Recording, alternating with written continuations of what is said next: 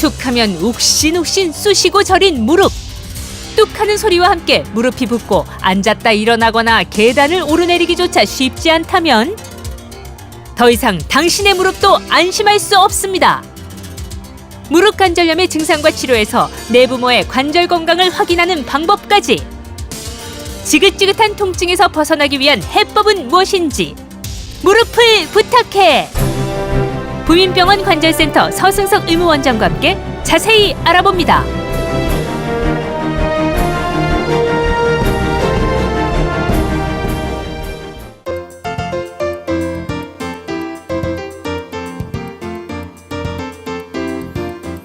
네, 시청자 여러분 안녕하십니까? 여러분의 안방명의 공개 클리닉 웰입니다.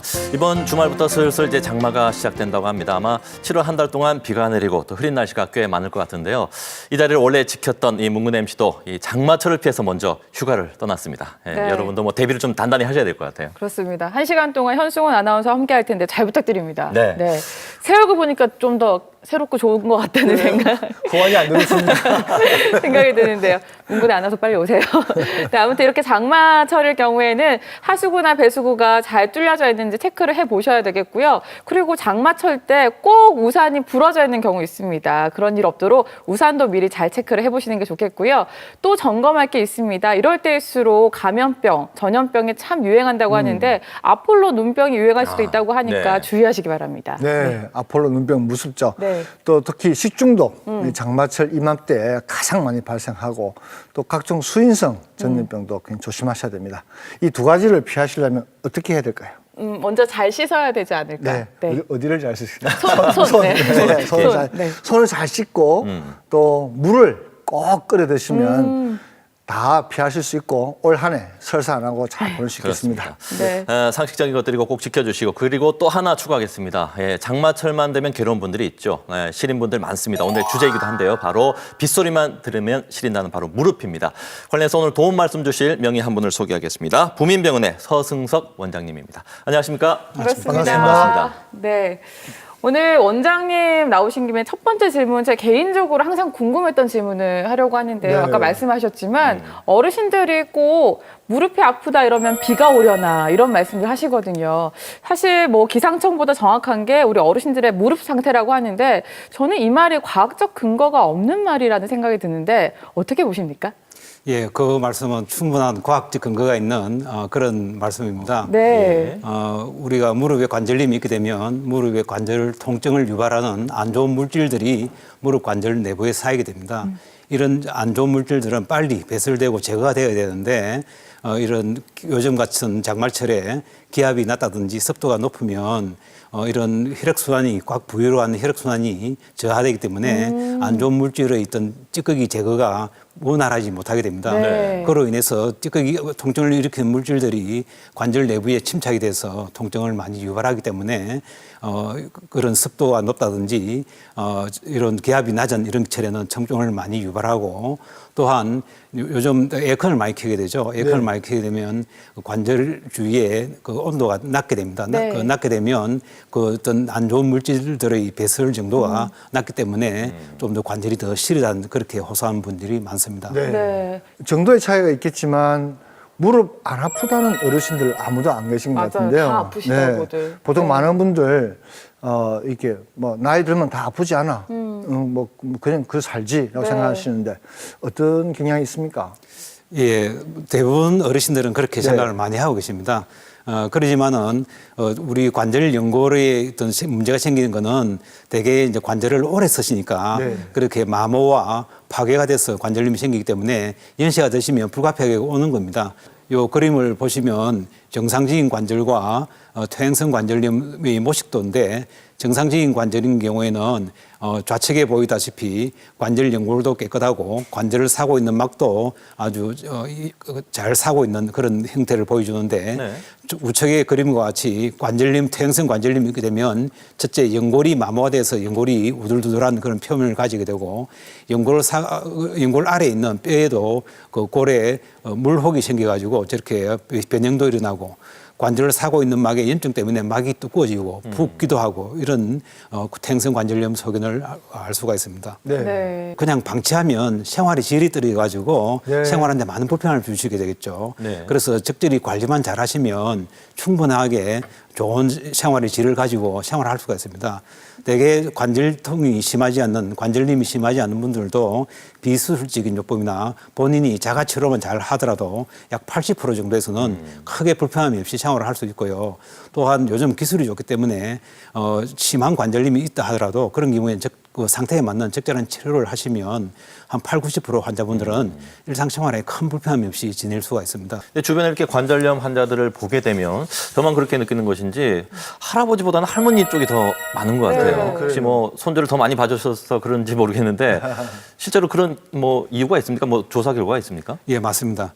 대개 무릎의 퇴행성 관절염은 그 남자에 비해서 할머니들이, 즉 할아버지에 비해서 그 할머니들이 대개 한 3배 이상의 3배나요? 빈도를 가지고 있습니다. 네. 그 이유로는 여성분들이 체질적으로 관절 연골이 남성분에 비해서 연골이 약한 그런 문제가 있고 그런 아마 호르몬의 어떤 변화 때문에 그런 걸 알려져 있고요. 두 번째는 여성분들이 골다공증이 더 많습니다.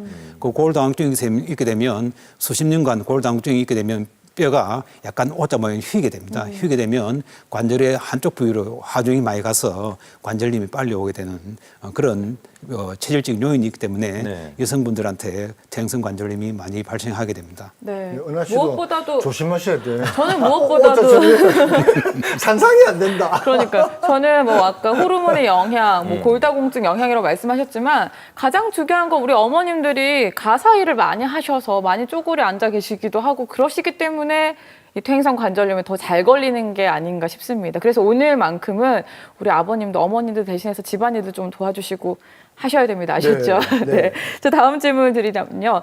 사실 아까 말씀하셨지만 아프다고 해서 원래 나이 들면 다 아픈 거 아니냐 이렇게 하고 넘기시는 분들 많은데 쑤시고 저리다는 분들 참 많은데 어느 정도 통증이면 병원을 가야 되는지 이게 참 모호하거든요. 네. 어떻게 보십니까? 예, 맞습니다. 그 무릎에 관절림이 있을 때 어느 정도 때 내가 병원을 갈까 이렇게 궁금해 하시는 분들이 참 많죠. 네. 무릎 통증이 어느 정도일 때 가야 될지는 이제 본인 자가적으로 좀 생각을 하셔야 되는데 대개 이제 같은 통증이 반복해서 있을 때 네. 그때는 무릎 그 병원을 찾으시는 게 좋겠고요. 또한 통증이 무릎의 부종이나 뭐 부어 있는 거하고 동반돼 있으면 병원에 가시는 게 좋겠습니다. 네. 또한 그 통증과 함께 관절에 기능 제한이 있는 경우, 즉 관절을 굽히다 폈다 할 때 걸리는 증상이 있다든지 하는 그런 통증과 함께 관절에 기능 제한이 있을 때는 병원에 방문하시는 것이 좋겠습니다. 네. 그러면 무릎에 통증이 없고 부어만 계시는 분들 많이 봤거든요. 이런 분들은 병원에 갈 필요가 없을까요? 그렇지는 않습니다. 네. 사실 무릎이 부어 있다는 이야기는 그건 하나의 객관적인 소견이거든요. 무릎이 안 좋다는 네. 객관적인 소견이기 때문에 무릎이 부어 있는 경우에는 부은 원인이 뭔지 한번 병원에 가서 전문가에게 의견을 듣고 확인을 받는 것이 좋습니다. 네. 대개 통증은 주관적이기 때문에 개인차가 많을 수가 있지만은 부종이라는 것은 아주 객관적인 소견이기 때문에 병 부종이 있는 경우에는 병원 전문가의 의견을 듣는 것이 좋을 것입니다. 네. 통증이 없어도 꼭 병원을 가셔야 된다고 네. 말씀하셨습니다. 네. 부어 있으면 당연히 가야지. 누워 있어도 안 아프다고 안 가시는 분들 계시더라고요. 하기야, 뭐 네. 그렇죠. 근데 이렇게 막상 이제 원장님께서 말씀하셔도 검사 한번 받아볼까라고 나서기가 그쵸. 병원 가시기가 좀 또 그래도 망설여질 거예요. 자, 좀 더 확실하게 이 관절염의 증상을 단계를 알아보기 위해서 자가진단법을 알아보도록 하겠습니다. 자, 쑤시거나 혹은 저리거나 자, 무릎을 부탁해라고 되어 있습니다. 움직이면 아프고 쉬면 괜찮다. 네. 주로 많이 쓰는 관절이 아프다. 네. 아침에 일어나면 유독 뻣뻣해진다. 네. 무릎이 붓고 다리가 휘었다. 네. 이런 증상들이 이렇게 있으면 자가 진단을 할 수 있는데요. 교수님 좀 자세한 설명 부탁드리겠습니다. 예, 그 무릎 퇴행성 관절염은 뭐 아주 단순한 질환이기 때문에 네. 자가 진단으로도 충분히 진단이 가능합니다. 특히 무릎이 이제 관절은 퇴행성 관절은 관절 연골에 마모와 파괴가 생기기 때문에 관절을 움직이면 통증을 호소합니다. 네. 쉬면 통증이 별로 없고요. 그런 특징이 있고 또한 아침에 일어나면 관절이 좀 뻣뻣해지는 그런 특징이 있습니다. 그렇지만 뻣뻣함이 한 30분 이상 가지는 않습니다. 그래서 아침에 일어나서 뻣뻣하더라도 약간 움직여주면 또 다시 이래 풀어지는 그런 네. 쉽게 이야기하면 워밍업이 되는 그런 통증을 저도 호소하죠. 네. 그래서 그다음에 또 주로 이제 관절을 많이 쓰는 관절에 통증을 많이 호소합니다. 주로 뭐 오른손 손가락 같으면 오른손, 뭐 발도 오른발 많이 쓰는 관절에 통증을 많이 유발하는 특징이 있고요. 네. 또한 좀 더 진행이 되게 되면 무릎 관절이 붓고 물도 차고 이런 증상을 가지고 있습니다. 이런 경우에는 스스로도 이거는 퇴행성 관절염이구나 이렇게 진단을 하시면 되겠습니다. 그럼 네 가지 중에 한 사항이라도 해당이 되면 퇴행성 관절염이라고 의심을 해봐야 되는 건가요? 꼭 그렇지는 않지만은 네. 요 네 가지 사항 중에 한 가지만 있어도 의심은 할 수는 있습니다. 알겠습니다. 그러니까 그때 좀 의심될 때 병원을 쉽게 찾으면 되는데 기본적으로 우리 어른들이 이제 병원에 대한 공포가 있고 또 자녀들 걱정할까 싶어서 그렇죠. 병원들 잘 병원비. 안 가십니다. 예. 이런 조사 결과가 있어요. 인공관절 수술을 한 환자들의 자녀를 대상으로 설문조사를 했더니 우리 부모님이 엄마 아빠가 이 관절염을 앓고 있었다는 사실조차 1년이 넘게 모르고 있었다라고 답한 자녀들이 절반 이상이었다고 합니다. 그럼 우리가 눈치 빠른 자녀가 돼야 되지 않겠습니까? 네. 그러려면 이제 부모님들의 평소 생활 습관을 잘 이제 꼼꼼히 살펴봐야 되는데 이런 생활 습관이 있다면 부모님을 꼭 모시고 병원을 데려가시기 바랍니다. 화면으로 한번 보시죠. 자, 우리 부모님 진짜 괜찮을 걸까? 한번 보시죠. 첫 번째, 아이고 무릎이야라는 말을 자주 반복한다. 네. 그리고 앉았다 일어날 때 물건을 잡고 일어나면 의심을 해보셔야 되고요. 네. 진통제를 자주 드신다. 네. 그리고 보기에 걸음걸이가 불편하고 이동 속도가 느려졌다. 그리고 우리 부모님의 무릎에서 또두둑 소리가 자주 크게 들린다. 네. 예전과 달리 다리가 O자형으로 휘었다. 그리고 다리를 온전히 피거나 구부리지 못한다. 그리고 계단을 겁내고 외출을 꺼리면 네. 한번 의심해 보시고요. 네, 계단 겁나죠. 네. 집안에서 종종 앉은 채로 혹은 기어 다니신다. 네. 네. 그리고 심지어 밤잠을 제대로 못 자고 자주 또 깨기도 한다. 이렇게 지금 10가지 정도를 보셨습니다. 그러면 이 중에 또 한 몇 가지 이상이 의심이 되면 목격이 되면은 병원을 찾아야 되는 건가요? 이런 10가지 사항들 중에 네. 가장 객관적으로 우리가 퇴행성 관절염이 좀 심하다, 이건 좀 심각하겠구나 이렇게 알 수 있는 증상들은 첫 번째는 무릎 다리 모양이 네. 부모님 다리 모양이 이전과 달리 O자로 좀 틀어지는 네. 그런 경우에 해당될 수 있겠고 또한 다리가 온전히 펴지 못하고 자주 이래 굽히고 펴고 하는 것이 운동 제한이 있는 이런 상태가 있으면 예. 이런 게 심각하구나 이렇게 생각하셔야 되고요. 또 계단 오르내릴 때 똑바로 못 걸어가시고 난간을 잡는다든지 주의사항을 부축을 받아야 가셔야 될 정도 이런 경우에는 퇴행성 관절염이 아주 심하다 이렇게 이해를 하시면 되겠습니다. 이런 경우에는 대개는 이제 그 병원에 가서 수술이 필요할 정도의 관절염이 진행되겠구나 이렇게 추정을 하셔야 되고 예. 꼭 그 병원에서 치료를 받는 것이 좋겠습니다. 사례를 보시겠습니다. 이 분은 여자 72세 환자분인데 네. 나이가 그렇게 많은 분은 아니죠. 이분인데 이분께서 평소에 관절염이 있었는데도 불구하고 그 병원에 오는 것이 겁이 나가지고 그러니까요. 계속 방치한 상태로 있다 보니까 제대로 걷지도 못할 정도 돼가지고 병원에 오셨는데 걸음걸이가 동영상에 보시다시피 이렇게 제대로 걷지를 못하는 그런 상태에 있습니다. 이런 분인데 저희들이 사진을 찍고 평가를 해본 결과 다른 문제는 없고 무릎 관절 때문에 그렇다는 것을 확인하고 무릎 관절을 인공관절로 바꿔 난 다음에 이후에 수술 후 석 달 만에 이렇게 잘 걷는 이런 소견을 관찰할 수가 있었습니다. 네. 대단한 성과지 않습니까? 네. 어르신들 보면 병원 가는 게 꺼리시는 분들이 가서 비싼 검사하지 않을까, 그리고 자식에게 부담을 주지 않을까, 혹은 또 검사를 했다가 더 다른 문제가 생기지 않을까, 더 안 좋다는 병명을 듣지 않을까 해서 겁나서 그러시는 분들 많다고 들었는데 그럼에도 불구하고 하루빨리 가셔야지 더 안 좋은 경우를 막을 수 있으니까요. 병원을 꼭 네. 가시길 부탁을 드리겠습니다. 자, 그나저나 이제 저희가 관절염, 퇴행성 관절염에 대해서 알아보고 있는데 제가 알기로는 관절염이 퇴행성 관절염뿐만 아니라 류마티스 관절염도 있거든요. 근데 여기에 대해서는 말씀을 안 해주셔가지고요. 네, 류마티스 네. 관절염도 무릎이 아플 때 그런 맞습니다. 병 아닙니까? 네. 류마티스 관절염은 몸 전신적으로 염증으로 인한 그런 관절염입니다. 그래서 몸 전체 관절에 관절염이 일어나서 관절통을 발생시키는 그런 질환입니다. 네. 대개 류마티스 관절염은 비교적 젊은 연령층에서 많이 발생하고 양측성으로 주로 발생하고 그리고 무릎 관절뿐만 아니라 좀 손가락 마디 같은 작은 관절에도 많이 발생하게 됩니다. 네.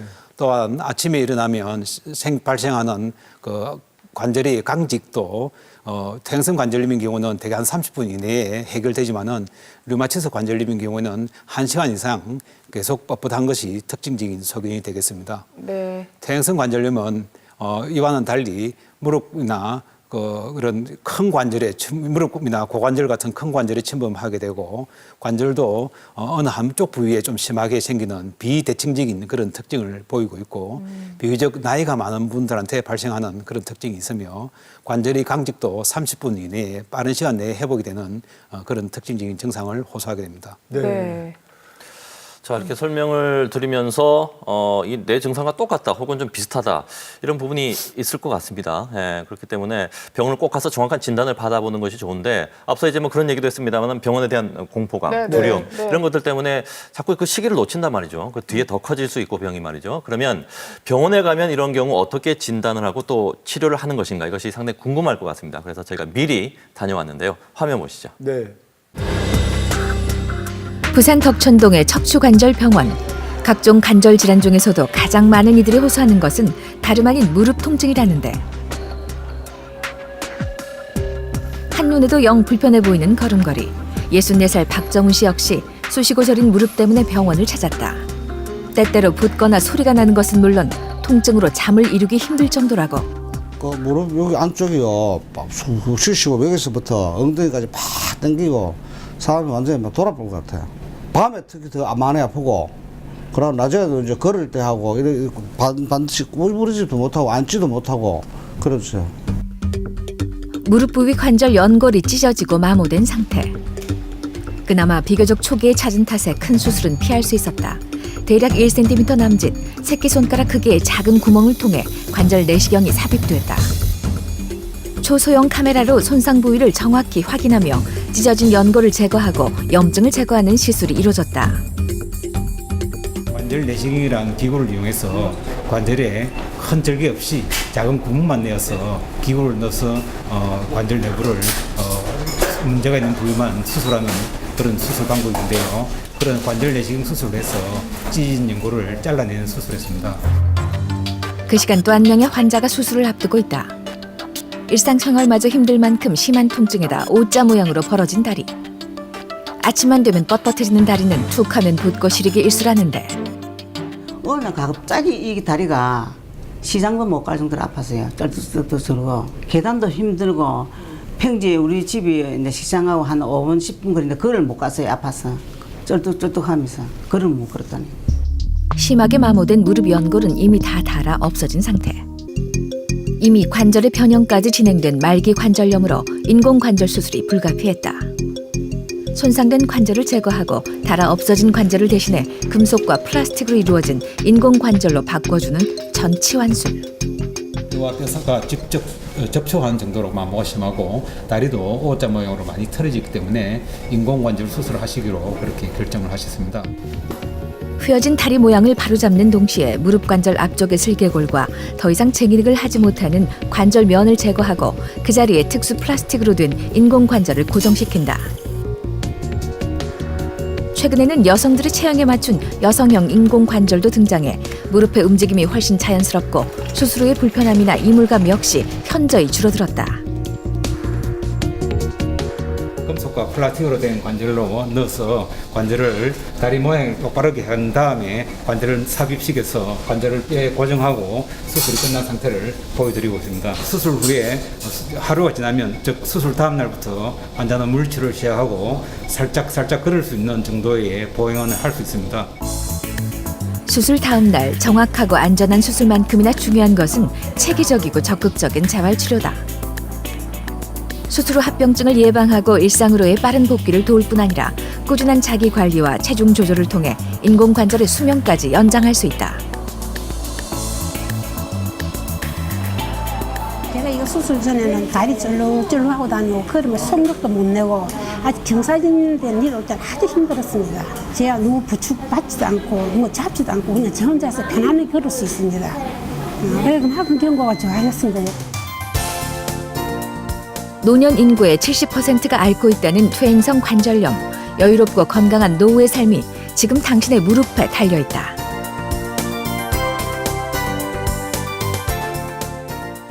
네, 우리 방금 본 게 인공관절 수술 네, 그리고 네, 네. 또 다음에는 관절경 네, 네, 그러니까 구멍을 내 가지고 네. 이제 카메라로 보는 거 아니겠습니까? 네, 맞습니다. 네, 경과가 좋겠죠. 네, 그 경과 뭐 네. 당연히 좋을 겁니다. 네. 자, 그래서 부모님들 이렇게 병원에 한번 가보자 이렇게 말씀을 드려도 굳이 이제 가셔도 병원 문턱 딱 들어서시면은 네. 이 수술해야 되는 게 아닌가 생각하고 걱정을 많이 하시는데 과연 이 관절염, 무릎 관절염 환자들 수술하는 빈도가 과연 얼마나 됩니까? 실제로 무릎 관절염이 있어서 병원에 오신 분이 굉장히 네. 많으신데 건강보험공단 자료에 의하면 대개 병원에 방문하는 환자분들이 한 70% 정도가 허리를 포함한 팔다리 관절의 관절통으로 오신다고 하거든요. 네. 그 중에서도 보면 그 허리나 팔다리 관절 중에서도 무릎 때문에 오신 분이 가장 많으시고 네. 그다음에 허리, 어깨 이런 순으로 관절통을 많이 호소하십니다. 저희 외래 진료실에 오시는 분들을 보면 빈도를 보면 대개 한 오신 분들의 한 10에서 15% 환자분들은 수술이 필요한 정도의 관절염을 가지고 있는 것으로 그렇게 얼마 안 보아집니다. 되네요. 그렇게 많지는 않죠. 네. 그래서 너무 병원에 오신 것을 걱정하실 필요는 없습니다. 네. 그중에 일부분 환자분만이 수술을 필요하게 되는 거니까요. 네. 그러면 대부분 그 나머지 75%, 80% 정도는 비수술적 요법으로 치료가 가능하다는 말씀이신지요? 네, 치료가 가능하고요. 네. 그 대부분의 퇴행성 관절염 환자분들은 수술을 가기 전까지 여러 가지 방법을 동원해서 그렇게 통증을 개선시키고 정상을 완화시켜서 기능에 지장이 없도록 그렇게 만들어 드릴 수가 있습니다. 네. 네. 이 부분이 굉장히 중요하지 않아요? 그러니까요. 네. 어떤 식으로 그렇게 치료를 하시는지 좀 자세히 설명을 좀 해주실까요? 예, 그 무릎에 퇴행성 관절염이 있을 경우에는 여러 가지 비수술적인 치료 방법이 있습니다. 그 중에 가장 대표적인 것이 가장 쉽게 할 수 있고 대표적인 것이 자가치료가 있고요. 보존적 요법이 있는데 자가치료하는 방법이 있고 네. 그 다음으로는 물리치료 할 수 있고요. 그 외에 그래도 반응이 잘 없을 경우에는 이제 약물 치료를 사용하게 됩니다. 네. 대개 이제 무릎 관절염은 무릎의 환자분의 정상이나 방사선학적으로 골 파괴 정도에 따라 가지고 초기, 중기, 말기 이렇게 구분을 하게 됩니다. 대개 초기 관절염 경우에는 자가치료 충분히 가능하거든요. 네. 자가치료 방법은 집에서 생활 습관을 조금 바꾸는 방법이 도움됩니다. 무릎을 많이 쪼그린 일을 하시면 쪼그리지 않게끔 뭐 입식 생활을 한다든지 아니면 의자를 가지고 생활하는 그런 식의 아니면 침대 생활한다든지 하는 생활 방식을 바꿔도 도움이 될 수 있고요. 체중을 줄이는 것도 굉장히 정상을 감소시키는 데 굉장한 도움을 줍니다. 체중 감소 이런 것도 도움이 되고요. 그래도 통증이 잘 해결되지 않는 경우에는 집에서 할 수 있는 온열요법이나 아니면 전기 자극 치료 이런 식의 간단한 물리치료 아니면 병원에 오셔가지고 받아도 되고요. 이런 식으로 하면 충분히 정상을 개선시킬 수가 있습니다. 그렇지만 중기의 관절염이 있는 경우, 즉 관절 연골이 파괴되고 마모가 조금 진행된 경우 그런 경우에는 관절 내시경 수술 같은 간단한 수술로서 가능할 수도 있습니다. 말기의 관절염인 경우에는 물론 적극적인 수술적인 치료가 필요하겠죠. 앞서 이제 뭐 퍼센테이지도 말씀하셨지만 대부분 이제 초기에 해당한다면 네. 조금만 부진은 하시면 쉽게 다 치료가 가능한 부분인데 이 부분 꼭 염두를 해두시고요. 한 가지 더 질문 드리자면요. 물리치료 얘기를 계속 하셨는데 약물적인 치료 방법은 없는지. 예, 네. 약물 치료 방법은 있습니다. 네. 약물 치료 방법은 약물은 대개 퇴행성 관절염이면 염증성 물질이 생겨가지고 그로 인해서 통증을 유발하기 때문에 네. 소염, 염증을 줄이는 약물들이 기본적으로 사용됩니다. 네. 그래서 소염 효과를 가지고 있고 또한 소염 효과와 더불어 진통 효과도 있는 그런 진통 소염제를 사용하게 됩니다. 네. 이렇게 하게 되면 관절이 부기도 없애주고 관절이 뻣뻣한 증상도 없애주고 통증도 없애주는 여러 가지 다기능적인 효과를 얻을 수가 있습니다. 네. 원장님 아까 말씀하셨는데 뭐 이렇게 무릎을 쪼그리지 말라 네. 그런 생활 방식을 택하시는데 좌식하시다가 이제 의자에 입식만 하셔도 많이 좋아진다 이 말씀이죠. 네, 그렇습니다. 네. 특히 우리나라 어르신들은 네. 방바닥에서 온돌에서 네. 뭐 따뜻하게 지진 것을 좋아하시는데 그렇게 하시면 아무래도 무릎 관절에 네. 방바닥에 앉았다 일어서기는 한 동작이 무릎 관절에 부담이 많이 되기 맞아요. 때문에 네. 무릎 관절이 안 좋으신 분들은 생활에 많은 불편함이 있기 때문에 네. 그런 경우에 침대로 바꾸면 훨씬 도움되고요. 네. 집안에 이제 거실에서도 소파에 앉아서 하시는 것이 관절에 부담을 적게주기 때문에 생활하시는데 훨씬 편합니다. 이 프로그램을 이렇게 서서 하는 이유가 있군요. 저는 매번 뉴스할 때 앉아서 했는데 서서 하니까 사실 좀 낯섭니다. 그 주변에 보면은 그 왜 뼈 주사 같은 거 있죠? 네, 관절 주사 네. 이런 거를 맞고 나면 일단 아플 때마다 그걸 좀 습관적으로 맞는 분들도 계시고 그러면 뭐 괜찮다 그러세요. 그냥 그대로 내버려둬도 괜찮은 겁니까? 예, 아주 좋은 질문이신데요. 네. 그 어르신들이 병원에서 주사 치료를 많이 받고 계시죠. 관절에 넣는 주사 치료는 크게 약물의 종류에 따라 가지고 두 가지로 나눕니다. 하나는 그 뼈주사라고 알려진 관절 내 스테로이드 주사라는 것이 있고요. 또 하나는 관절에 영양분을 공급하는 관절 영양 주사인 하이알루론산이라는 발음이 어렵습니다. 예, 말이 어렵죠. 하이알루론산이라는 주사를 주게 됩니다. 네. 그런데 이제 뼈 주사라는 그 스테로이드 주사는 네. 아주 강력한 소염 진동 효과가 있습니다. 아주 좋은 약인데. 아주 그죠? 좋은 약이죠. 네. 그래서 남용하게 되면 문제가 되겠죠. 네. 네. 그래서 뼈주사 주사를 그 1년에 한 3회 정도, 즉 4개월에 한 번 정도 맞는 것은 크게 관절에 부담이 되지 않기 때문에 그 정도로는 뭐 맞으셔도 큰 문제는 없는데 4개월에 한 번 정도 계속 쭉 맞아도 상관이 없다라는 그렇죠. 말씀이세요? 예. 아, 네. 그런데 너무 자주 맞게 되면 이제 관절에 연골이 파괴돼서 관절에 더 망가지는 그런 부작용이 있을 수가 있습니다. 네. 또 관절 영양제인 하이알루론산 같은 경우는 관절을 구성하고 있는 연골을 구성하는 정상 단백질입니다. 네. 단백질을 공급함으로 인해서 관절에 윤활 자궁도 주고 관절 연골을 좀 부드럽게 만들어주고 통증을 없애주는 그런 효과가 있는데 이런 하이알루론산 같은 경우는 일주일 간격으로 보통 한 3회 내지 5회 정도를 맞으시고 되게 횟수가 보통 서너 달에 한 번씩 이렇게 그런 간격을 일주일 간격으로 한 서너 달에 한 번씩 이렇게 맞으시면 충분한 효과를 줄 수가 있는 그런 약입니다. 네. 큰 부작용은 없습니다. 그러면 스테로이드라고 불리는 그 뼈 주사는 많이 맞으면 안 좋고 네. 히알루론산 주사는 상관없다라고 말씀하셨는데 상관이 없는 건 아니고요. 네. 거기에 인터벌을 네. 몇 달 간격을 두는 것이 좋습니다. 질문이 조금 애매해요. 애매하죠. 그럼 정리해 주시면 잘 뭐든지 지켜야 많이 되는데. 하면 좋지 않은 거예요. 특히 근데 뼈 주사는 더 안 좋다라는 얘기를 들어서 거기에 워낙 과거에 네. 남용 때문에 많은 이제 부작용이 생겨가지고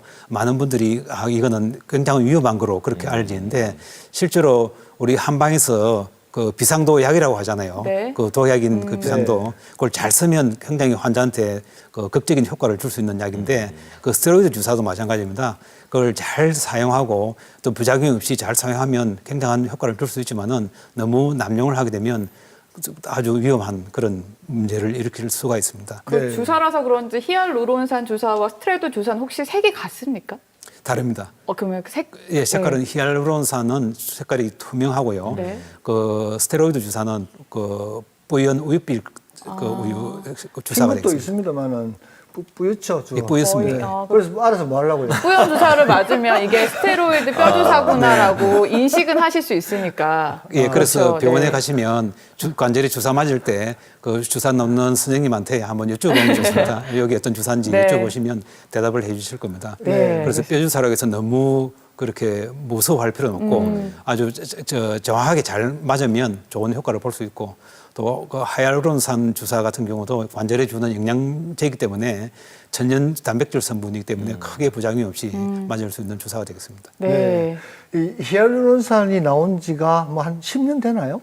히알루론산 관절에 쓰기 시작한 지 네. 한 10년 되시고요. 네.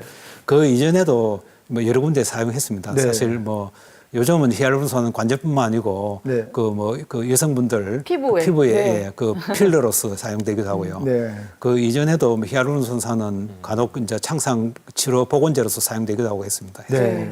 주로 관절에 사용된 건 한 10년 됐습니다. 네. 이 약물 치료 알아봤는데 주사요법까지 이 약물 치료로 참 되면 좋겠지만 네. 수술을 또 너무 겁내는 것 또한 문제가 되죠.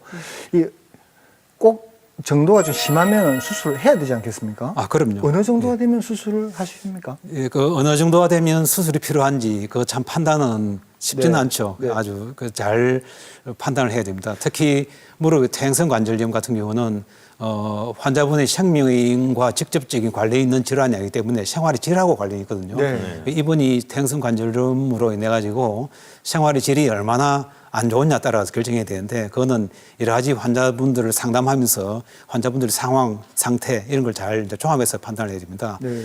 그런데 일반적으로 우리가 수술을 결정할 때는 대개 이제 비수술적인 치료, 즉 약물 치료를 포함한 비수술적인 치료를 최소한 3개월 이상을 했음에도 불구하고 증상 호전이 없는 경우에 수술을 고려하고요. 또한 환자분이 무릎 관절염을 아프다고 하시면서도 무릎 관절에 변형이 동반돼 있는 경우 그런 경우에는 수술을 하시는 게 더 도움이 되고요. 또한 통증이 있으면서 병원에 진료하러 왔을 때 이왕에 관절의 변형이 심해서 아주 많이 망가진 게 또렷하게 표가 날 때 그때는 수술하시는 것이 훨씬 도움이 될 것입니다. 원장님 같은 경우에는 뭐 치료 경험상 가능하면 수술을 안 하고 낫게 하려고 노력하지 않습니까? 그렇습니다. 그 네. 퇴행성 아까도 말씀드렸다시피 네. 퇴행성 관절염이라는 것은 이 생명의 질과 관련 있는 생명과 관련 있는 것이 아니고 생활의 질과 관련이기 때문에 네. 이분이 얼마나 자기 생활에 불편함을 겪느냐 따라 가지고 결정해야 됩니다. 그래서 여러 가지 비수술적인 치료로서 뭐 생활의 질이 훨씬 낫고 잘 견디면 굳이 수술까지 갈 필요 없겠죠. 네. 그렇지만 그런 치료 여러 가지 어떤 노력에도 불구하고 어떤 불편해서 뭐 친구 만난다든지 아니면 가족들하고 외출 간다든지 이런 여러 가지 생활의 질에 문제가 될 때는 수술을 하시는 것이 도움이 될 것입니다. 네. 수술이 필요한 경우가 있는데 한 가지 문제는 관절염 수술하시는 분들 거의 대부분 퇴행성 관절염 수술을 하시는데 이분들이 연세가 다 있으신 분들이거든요. 그래서 괜히 무릎 건드렸다가 더 나빠지지는 않을까 이렇게 걱정하시는 분들 많으신데 어떻게 보십니까? 아, 맞습니다. 실제로 그 병원에 오셔가지고 제가 수술을 권해드리면 많은 분들이 네. 아, 이 나이에 수술해서 뭐해 이렇게 말씀을 많이 하십니다. 그런데 제가 생각하기로는 무릎 관절염이 있어서 거동이 불편하신 분이 수술하시게 되면 거동이 훨씬 좋아지거든요. 네. 그런데 그런 경우에는 연세가 아무리 많더라도 본인이 혼자서 독립적인 거동, 주위 사람이 수발에 받지 않고 혼자서 독립적으로 거동할 수 있다면 충분히 수술할 것, 나이에 관계없이 수술을 받을 가치가 있다고 생각합니다. 네. 그렇고 또한 현재는 과학이 의학이 많이 발달되어 있기 때문에 나이가 중요한 것이 아니고 몸의 전신 상태가 중요합니다. 그래서 전신 상태만 비교적 양호하다면 뭐 나이에 관계없이 수술을 받으면 좋고요. 물론 또 전신 상태가 되게 연세 드신 분들이 당뇨나 고혈압, 심장병 같은 여러 가지 지병을 한두 개 다 가지고 계시죠. 네. 그렇지만은 요즘 많은 분들이 뭐 그런 약을 드시면서 충분히 조절 잘 하고 계시거든요. 그럼요. 네. 그러면 그런 분들은 뭐 충분히 수술하시는데 전혀 지장이 없을 정도로 몸을 만들어서 수술할 수 있기 때문에 조금 적극적으로 내가 수술이라는 조금 적극적인 치료 방법을 통해서 생활의 질이 좋아진다면 뭐 충분히 받을 만한 가치가 있다고 생각합니다. 네. 이 현대의학이 굉장히 많은 발전을 거듭했습니다만 특히 정형외과 뼈를 다루시는 분들의 그 기술이나 장비라는 것은 지난 30년 동안 굉장한 발전을 한 것 같습니다. 그래서 이 관절염의 정도와 이 차에 따라서 수술 방법도 많이 다양해지는데요. 원장님께서는 어떤 방법을 택하고 계십니까? 예, 아주 뭐 좋은 질문이신데요. 최근 2, 3년 사이에 네. 무릎의 퇴행성 관절염 수술 방법이 굉장히 많이 발달됐습니다. 네. 그런데 퇴행성 관절염에 할 수 있는 수술 방법은 무릎 이제 어느 정도의 네. 침범을 되느냐 정도에 따라 가지고 시술 방법이 이제 여러 가지 방법이 사용될 수 있는데 네. 아주 가벼운 경우에는 사용할 수 있는 수술 방법은 관절 내시경을 이용한 방법이 있습니다. 관절 내시경이라는 것은 관절에 구멍을 몇 군데 내가지고 조그만 기구를 넣어서 TV 화면으로 관절 내부를 보면서 시술을 하는 그런 수술 방법인데 몇 군데입니까? 네, 보통은 한 4군데 네 군데. 내지 3군데를 내게 됩니다. 내면서 이제 관절 내부를 깨끗하게 정리해주는 그런 시술 방법인데 장점은 수술이 간단하기 때문에 수술 후 회복이 빠르고 그다음에 그 환자분의 어떤 통증의 경감 속도도 빠르고 하는 그런 장점이 있습니다만은 단점으로는 관절을 정리하는 거지 완전하게 새 것처럼 만들어주는 그런 게 아니기 때문에 네. 또 수술 후에 관리를 잘못하면 또 무리하게 되면 또 정상이 재발할 수 있는 그런 단점이 있고요. 네. 그보다 좀 더 이제 진행된 관절염에서 중정도의 관절염에 쓸 수 있는 방법은 절골술이라는 방법이 있습니다. 이 절골술 수술은 다리 변형이 진행된 경우에 시행할 수 있는 방법입니다. 그림에 보시다시피 다리가 O자 모양으로 틀어진 경우에는 정경이 뼈에서 다리 모양을 그 절골 뼈를 잘라서 다리 모양을 교정하고 교정해서 정상을 개선시키는 이런 방법이 되겠습니다. 이 방법은 중정도의 관절염에 사용할 수 있는데 수술이 비교적 중등도로 크고 수술 후에 이제 뼈를 자른 수술이기 때문에 회복이 비교적 좀 늦다는 단점이 있습니다만은 자기 관절로서 충분한 기간 오랫동안 기간 동안 사용할 수 있다는 그런 장점이 있습니다. 그리고 아주 말기 심한 관절 파괴를 가진 관절염에는 인공관절 수술이 시행될 수가 있겠습니다. 네. 방금 그 사진에는 O자인 다리를 수술하고 나서 쪽바른 그 네, 맞습니다. 그렇게 똑바로 됐습니까? 예, 똑바로입니다. 그래서 제가 수술 끝나고 원장님이 나면 하신 겁니까? 예, 저렇게 하십니다. 그래서 그 O자 다리 가진 환자분들이 수술 받고 나서 굉장히 만족해합니다. 그래서 짧은 치마를 기적처럼 바라지는 거죠. 예. 네. 그래도 뼈를 잘라서 이렇게 절골한다는 것 자체가 조금은 마취돼서 안 하죠. 그렇죠. 그래서 환자분들이 뼈를 자른다고 수술 과정을 설명하면서 네. 뼈를 자른다고 설명하면 대개는 안 하시려고 그냥 겁을 냅니다. 그런데 네. 수술 후에 만족도는 좋은 편입니다. 그렇겠네요. 네.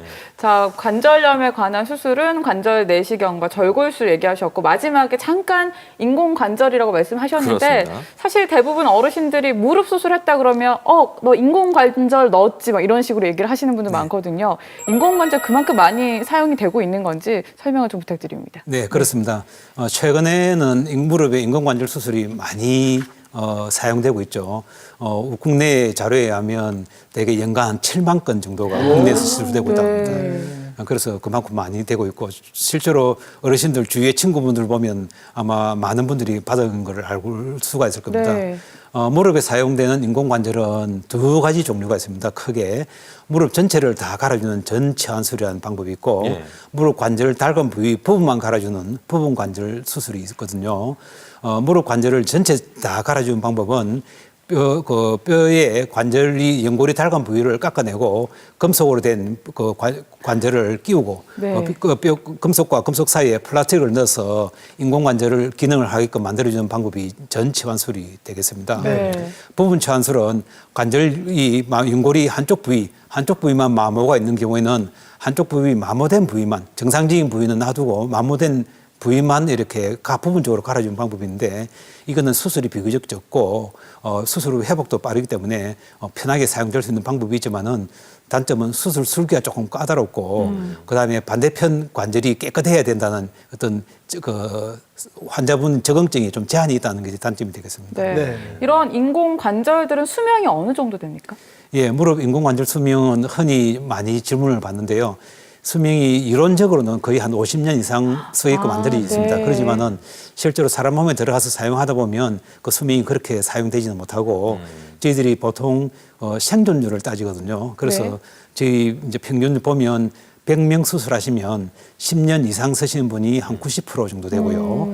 그다음에 15년 이상 쓰신 분이 한 85%, 20년 이상 되신 분이 한 70%에서 80% 정도 이렇게 되신다고 생각하시면 됩니다. 즉 인공관절 수술하시면 한 100명 수술하시면 70명 내지 80명은 20년 정도까지도 쓸 수 있다 이렇게 알시면 되겠습니다. 말씀하신 여러 가지 방법들 이제 수술을 했단 말이죠. 하고 나서 이제 일상생활을 하다 보면 아무래도 전혀 이제 아프지 않았을 때와 수술 후 물론 통증은 좀 가라앉았기 때문에 훨씬 생활하기 좋았겠지만 비교를 했을 때 전혀 아프지 않았을 때와 뭔가 그래도 좀 뻣뻣하고 불편하다 이렇게 얘기를 하시는 분들이 적지 않단 말이에요. 그래서 실제로 환자들을 접하실 때 그 수술의 만족도라고 해야 될까요? 크게 높지는 않은 것 같습니다. 어떻습니까? 예, 수술 후에 그 만족도가 높지 않아서 불편해 하시는 분들이 종종 있습니다. 그런 경우에는 대부분의 경우에는 저희들이 보면 그 수술 후에 아마 관리가 좀 잘못돼서 그렇지 않나 하는 게 제 생각이고요. 되게 이제 한국 어르신들을 이렇게 제가 수술해 보면 되게 한국 분들이 생각이 수술을 하면 모든 것이 완전하게 다 원래대로 회복된 것이다 이렇게 네. 생각하실 경우가 많은데 저는 이제 그렇게 환자분들한테 말씀드릴 때는 이게 지금 현재 어르신께서 불편하신 증상이 수술을 하게 되면 증상은 좋아지지만은 그렇지만 젊었을 때 원래 관절처럼 돌아간 건 아니다. 그렇지만 수술하기 전 상태보다는 좀 나아질 거다. 그다음에 수술 후에 이거는 우리가 무릎 관절에는 무릎은 하중을 많이 드디고 많이 쓰는 관절이기 때문에 수술 받고 나서 관리가 중요하다. 그 바로 무리를 하고 바로 과도하게 힘을 주고 무리를 하게 되면 그 수술했던 부위에서 치유가 돼야 되는데 서서히 치유가 돼가는 과정을 같이 해야 되는데 그런 과정이 늦어지기 때문에 수술 후에 뻣뻣하고 통증이 있고 좀 불편한 증상이 오래 지속될 경우가 많거든요. 그래서 제 생각으로는 무릎 관절에 수술을 받으신 분이면 가능한 최소한 서너 달 이상은 충분한 휴식 기간, 회복 기간을 가지고 충분한 재활 치료를 해서 기능을 회복시키는 것이 수술 후에 만족도를 높일 수 있는 방법이라고 생각합니다. 네. 네. 자, 원장님, 나오신 김에 한번 궁금한 것, 우리가 관절염에 대한 이 사소한 궁금증들을 한번 모아봤는데 한번 알아보도록 하겠습니다. 자, 화면 주시죠. 자, 관절염에 대한 사소한 궁금증. 첫 번째, 기능성 신발. 비싼 만큼 좋을까? 네. 구리 팔찌, 자석 팔찌가 좋다는데 아, 네. 그리고 관절염, 글루코사민으로 예방한다. 글루코사민 선물하시는 분들 많으세요. 네. 이 세 가지, 원장님 좀 설명 부탁드리겠습니다. 예, 그 방금 말씀하신 그 세 가지 질문은 평소에 많은 환자분들이 환자뿐만 아니고 일반 사람들도 궁금해하는 그런 상황이 있습니다.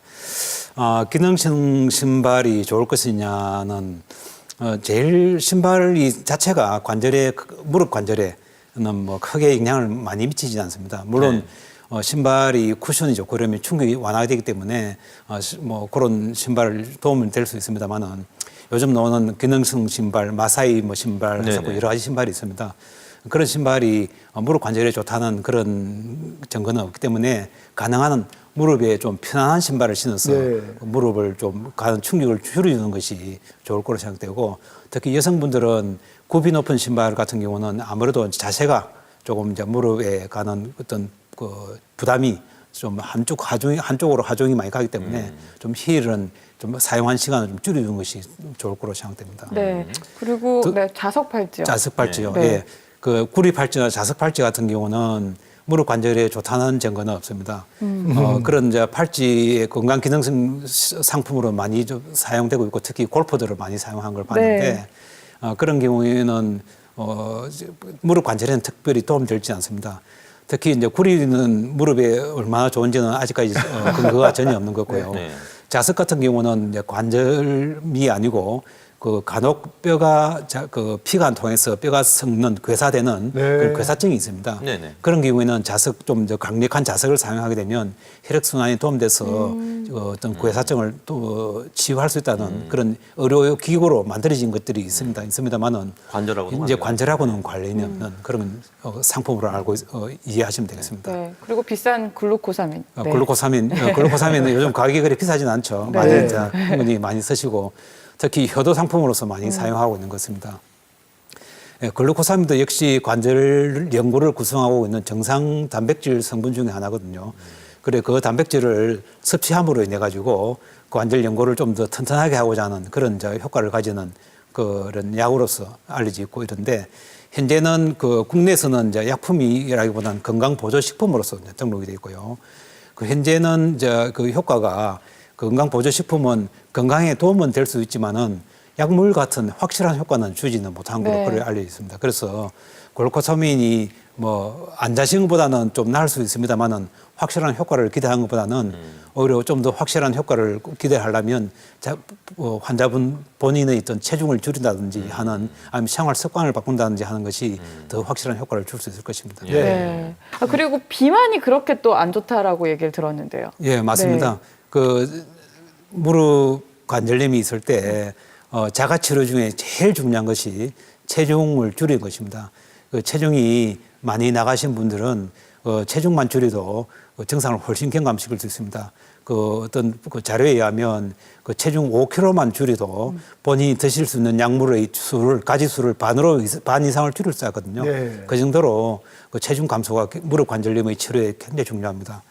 그런데 그 체중 감소하는 것이 그렇게 쉬운 일은 아닙니다만은 체중 감소를 신경 써서 하시면 정상 경감식인데 많은 도움이 되고 특히 약물 드셔가지고 특히 무릎 관절염에 사용하는 태형성 관절염에 사용하는 진통소염제가 장복을 하게 되면 오랫동안 드시게 되면 위장관 부작용을 입게 되거든요. 네. 특히 그런 분들한테 체중 감소가 더욱더 권해드리고 추천될 만한 방법입니다. 네. 네. 그렇다면 비만일 경우에 관절의 위험도는 몇 % 정도 높아질까요? 네, 중요합니다. 대개는 네, 한 중요합니다. 60% 정도 더 높아진다고 60%요. 네. 나오네요.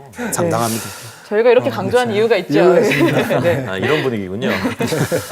요즘 또 이제 어르신들이 이제 황혼 육아라고 해서 또 아이를 많이 보게 되거든요. 저만 해도 둘째가 지금 오, 벌써? 11개월인데 네. 제가 이제 안아서 올리면 제가 정말 신음이 터질 정도로 엄청 무거워요. 오. 네. 근데 지금 양가 부모님에게 이제 수시로 맡기거든요. 너무나 죄송스러운데 그 아이들을 이제 보다 보면 무릎을 그쳐야 하기 때문에 업거나 앉게 된단 말이죠. 상당히 무릎에 좋지 않을 수밖에 없잖아요. 예, 당연하십니다. 그 아무래도 이제 아기를 많이 안게 되면 과중이 많이 가기 때문에 안 좋죠. 최근에 보시면 맞벌이 부부가 많다 보니까 어르신들께서 아기 양육에 육아에 많이 이래 참여하시는 걸 많이 보게 됩니다. 특히 제 진료할 때 보면 어떤 분들이 오셔가지고 최근에 무릎 좋다가 최근에 손주를 봐준 바람에 무릎이 아파서 병원에 왔다고 말씀하신 분이 종종 있습니다. 네. 그렇기 때문에 그 아기를 봐주는 부담이 아마 많은 것입니다. 그런데 이제 아기를 봐주실 때는 아기를 앉는다든지 업는다든지 동작이 무릎 관절에 하중이 많이 가서 통증을 더욱더 악화시키기 때문에 가능한 좀 덜 앉는 방향으로 그렇게 육아를 하는데 참여를 하시면 좋은데 쉬운 일은 아니죠. 특히 손주, 손녀가 이쁘고 사랑스럽기 때문에 뭐 좀 보채면 안아줄 수밖에 없는 그런 상황이지만은 여러 가지 방법을 동원해서 조금 육아하실 때 무릎 관절에 부담이 되지 않도록 육아하실 수 있도록 여러 가지 방안을 강구하는 것이 좋겠습니다. 네. 자, 이 젊어서는 돈 벌고 또 자식 키우느라 고생하시고 이제 나이가 드셔가지고 좀 여행도 좀 하시고 즐기시려 그러는데 무릎이 아프셔서 여행도 못 떠나시고 그렇게 집안에 계셔야 되는 이 얼마나 억울하게 되겠습니까? 그래서 원장님 여쭤보고 싶은데 이 예방법 얼마나 중요하겠습니까? 이 예방법에 대해서 좀 말씀해 주시죠. 예, 그 태형성관절염 뭐 어차피 오지만은 예방해서 아니면 오더라도 별 문제가 없이 오는 것이 중요하겠죠. 네. 그렇게 하기 위해서는 여러 가지 뭐 본인 관리도 중요하고 아니면 집안 여러 가지 환경 개선도 중요합니다. 첫째 본인 관리는 체중 조절이 중요합니다. 네. 체중을 지금 현재 비만 건강한 체격인 경우는 별 문제가 없습니다만은 비만도를 측정해서 약간 비만기가 있는 분들은 체중을 줄여서 건강한 체중, 정상적인 체중을 유지하는 것이 중요하겠고요. 네.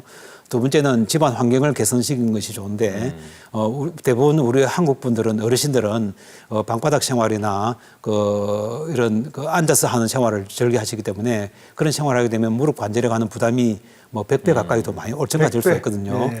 그런 경우에는 집 안에 거실에는 소파를 넣고 침실에는 침대를 넣어서 무릎을 많이 쪼그리지 않도록 그렇게 하셔가지고 무릎 가는 부담을 줄일 수 있는 것이 예방하는 데 훨씬 도움될 것입니다.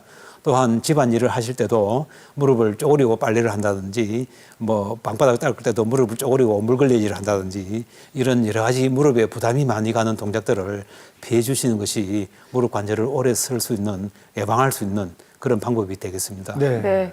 자, 이제 마지막 질문을 드려야 될 것 같은데요. 지금도 아이고 무릎피아 하시는 분들 계실 겁니다. 이분들을 위해서 이것만은 꼭 기억하라는 당부 말씀 한 말씀 부탁드리겠습니다. 예. 뭐 제가 진료를 하다 보면 무릎이 불편하셔가지고 많은 분들이 찾아오십니다. 찾아오시는데 그런 분들은 되게 연세가 많으시고 또 연세가 많다 보니까 현재 가지고 있는 상황에 대해서 그렇게 적극적으로 치료하고자 하는 의지를 많이 보이지 않는 것입니다.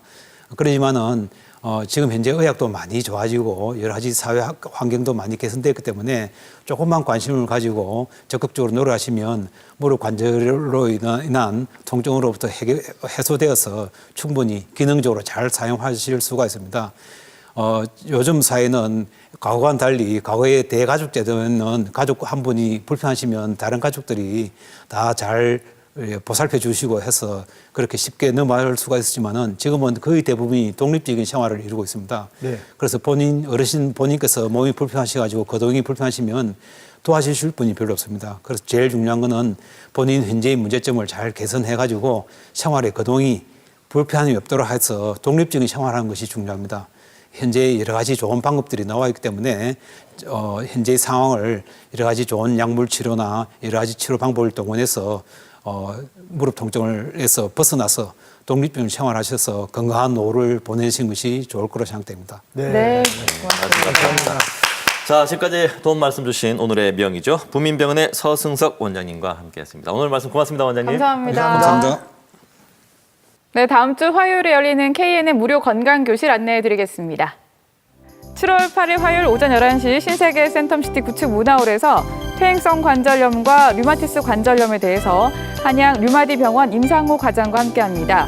오늘 방송에서 다른 주제인데요. 직접 시청자 여러분들 만나서 이야기해보도록 하겠습니다. 많은 참여 부탁드릴게요. 네, 이렇게 공개 클리닉 웰 준비한 순서는 모두 다 보내드렸습니다. 이제 떠나기 전에 오늘 준비한 웰빙 퀴즈 준비하시죠? 네, 오늘은 여러분과 함께 퇴행성 관절염에 대해서 알아봤는데요. 초기에는 체중만 줄여도 많은 도움이 된다고 합니다. 이 비만이 있을 경우에는 퇴행성 관절염의 위험이 얼마나 높아질까라는 질문입니다. 1번 30%, 2번 50%, 3번 60% 되겠습니다. 네, 저희가 방송 중간에 이 정답에 대해서 굉장히 강조를 그렇죠. 해드렸습니다. 네. 네, 정답 아시는 분은 저희 공개 클리닉 웰 홈페이지에 오셔서 퀴즈 게시판에 정답 남겨주시면 추첨을 통해서 선물 드리겠습니다. 네, 다음 주 이 시간에는 공개 클리닉 웰에서 그동안 다루지 않았던, 어떻게 보면 다룰 수가 없었다라고 표현하는 것이 더 맞을 것 같습니다. 왜냐하면 한 번 걸리면 해법을 찾을 수 없었기 때문인데요. 바로 이 담도암과 췌장암에 대해서 자세히 알아보도록 하겠습니다. 네. 자, 그러면 오늘 여기서 인사드릴까요? 네. 여러분, 건강하세요. 건강하십시오. 프로그램에 참여해주신 분들께는 추첨을 통해 자연의 순수함을 담은 천사연구소에서 헤어케어 세트를, 웰리스 건강식품에서 대장건강기능식품을, 주식회사 JBT에서 관절건강기능식품을, 매혹적인 피부를 위한 선택 벨루스킨에서 앰플 세트를, MB테라피에서 바른자세 척추 건강을 위한 힐링 슈즈를 드립니다.